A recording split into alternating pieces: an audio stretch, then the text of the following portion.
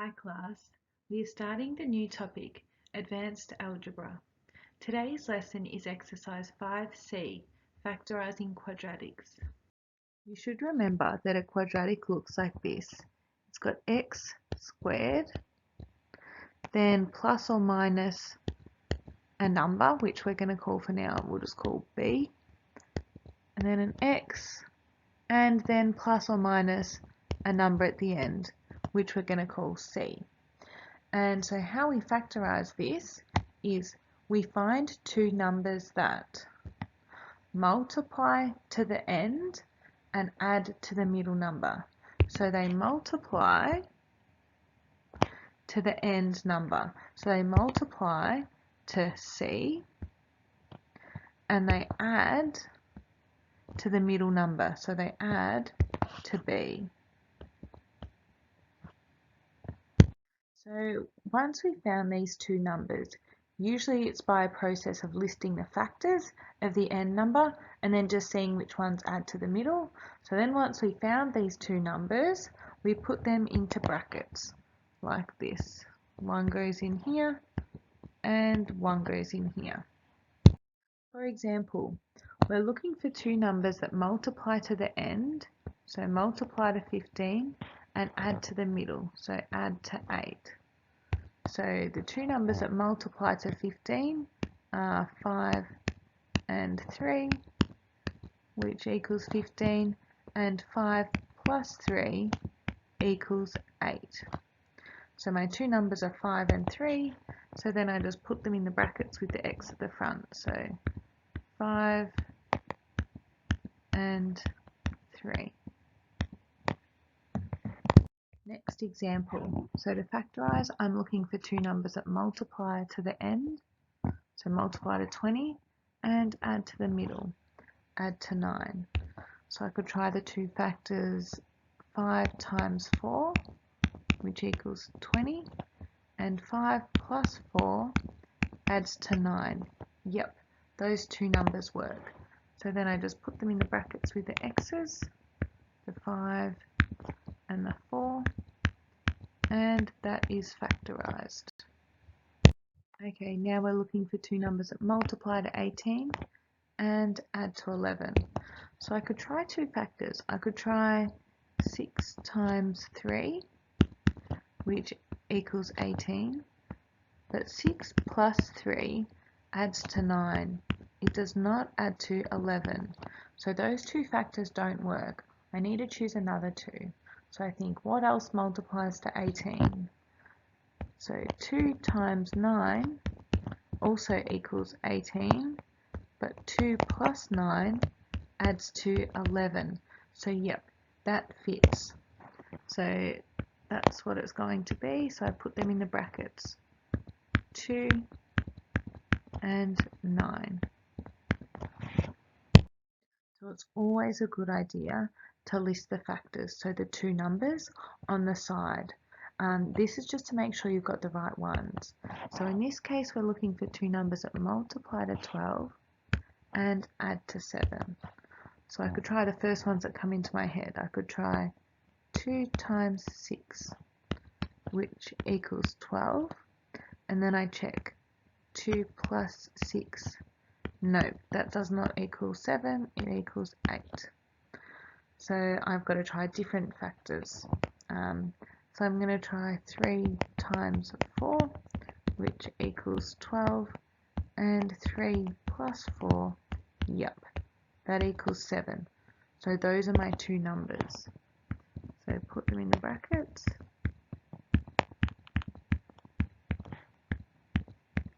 There we go. These next two examples, we need to be careful with the negatives. So I'm looking for two numbers that multiply to give positive 6, but add to give negative 5.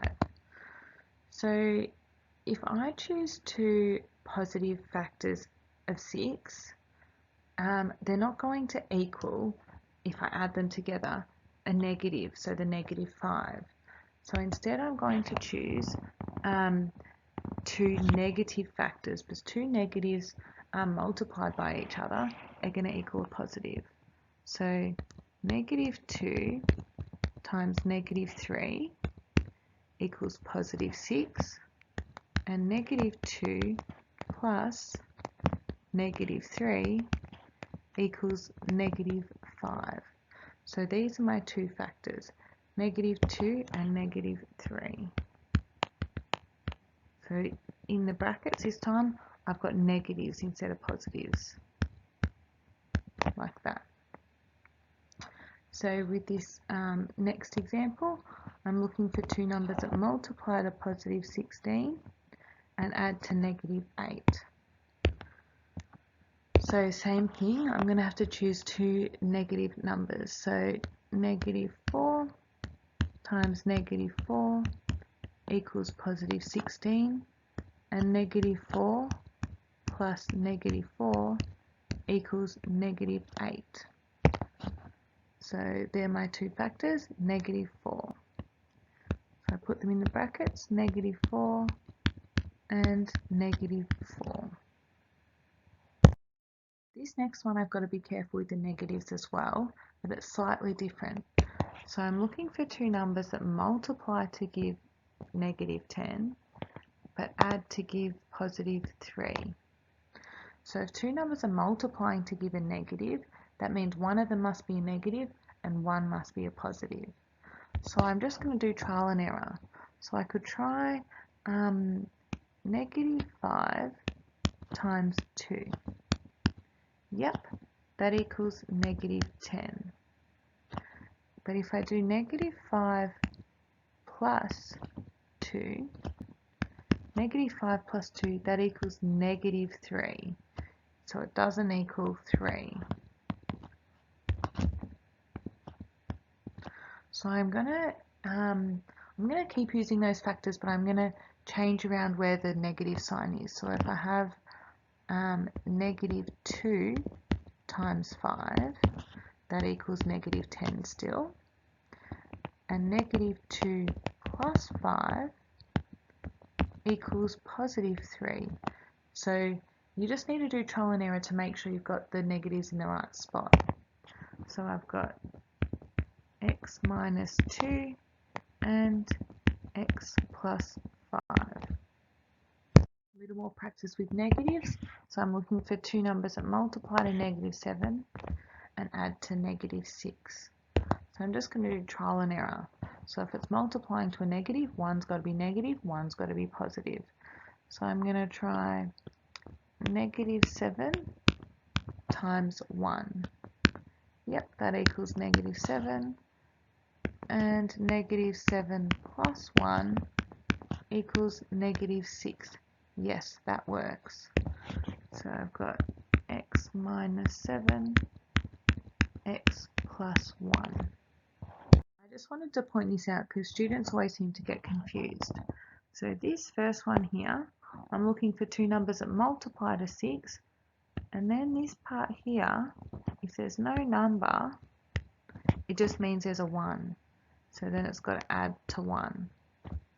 Same here, I'm looking for two numbers that multiply to negative 20, but add to, if there's no number, and in this case it's a negative, so negative 1. To check your answers, you should use your CAS calculator. Just click Menu, Algebra, Factor, and then type it in. Today's work is from exercise 5C. I want you to do question 2 all.